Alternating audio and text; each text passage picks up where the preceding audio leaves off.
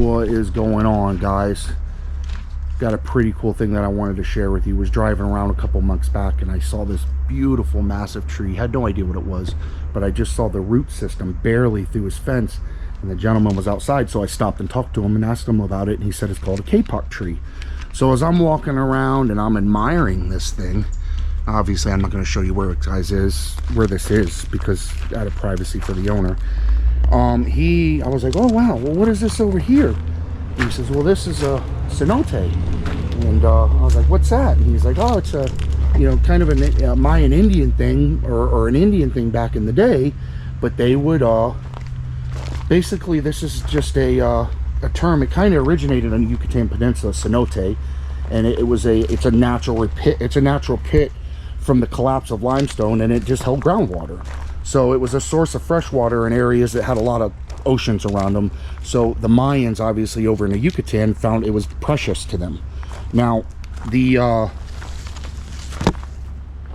Mayans also felt this was sacred and almost magical to them. They felt that this area had healing powers, and that it was even an entrance into the underworld. And the Mayans would actually sacrifice children to a god called Chak, who was the god of rain, so they would have healthy crops. But in Florida, I did a little research. These things are also called karst windows, and I really couldn't tell the difference because they said they're different than in cenotes, because a karst window is just a dissolution from the acid from the water that creates a hole. Now, I don't think this has actual fresh water in it, because the gentleman said you could see in the water down here. Let me hit it with my light. You can see in the water down there that it's a couple inches deep, but on a low tide it's dry. So, you know, tide goes down like a foot or so here, foot and a half, this gets all dry.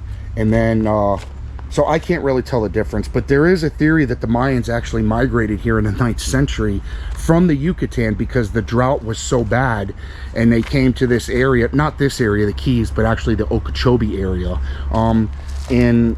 I don't know, maybe Chak, the god of rain, actually let them down. But cool story about this, if you guys look down here where my flashlight is, that actually goes way up in there. I can't really quite get down there to see it because it's about 10 feet down, but the gentleman said the people that owned this place before him had a Jack Russell, and on a low tide that Jack Russell would disappear up in that hole and be gone for an hour or two. So it must tunnel up way up in there. Now this bad boy, the Kapok tree, these things are pretty cool. I got to Googling. I went Google crazy. The Kapok tree, it's kind of a tropics rainforest native, but these things can get up to 200 feet tall, and they can grow 13 feet in 1 year. And you can find them in South Florida, obviously, because we're looking at one in South Florida. But the Mayans also held this tree pretty sacred. They said they believed that the souls of their dead would climb up this tree to get to the branches so they could reach heaven, because these trees would get so tall.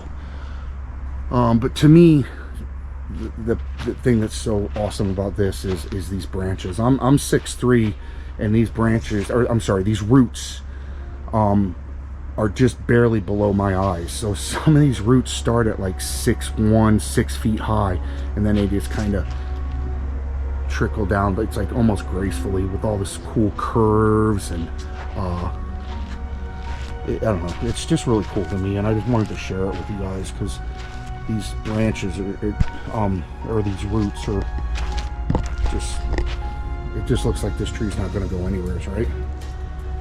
I don't know how far down the roots go below this. I mean, this is all pretty hard ground and limestone, so I wouldn't imagine it goes very deep. Just wanted to show it to you guys, and if you guys wanted to share anything with me, maybe you can explain to me the difference between a cenote and a karst window, because that's just Google. When I read the definition of both of them, they sounded really similar. But you know, that's just pretty cool. But check this out. Dude's got a freaking 200-foot Kapok tree right next to a cenote, right in his yard here in the Keys. It's just awesome. So wanted to share it with you guys. You guys have any questions, comments, or you can educate me a little more, just let me know. But check that out. I hope you guys enjoyed this, and remember, salty bushwhacker, it is a way of living. Take care, guys.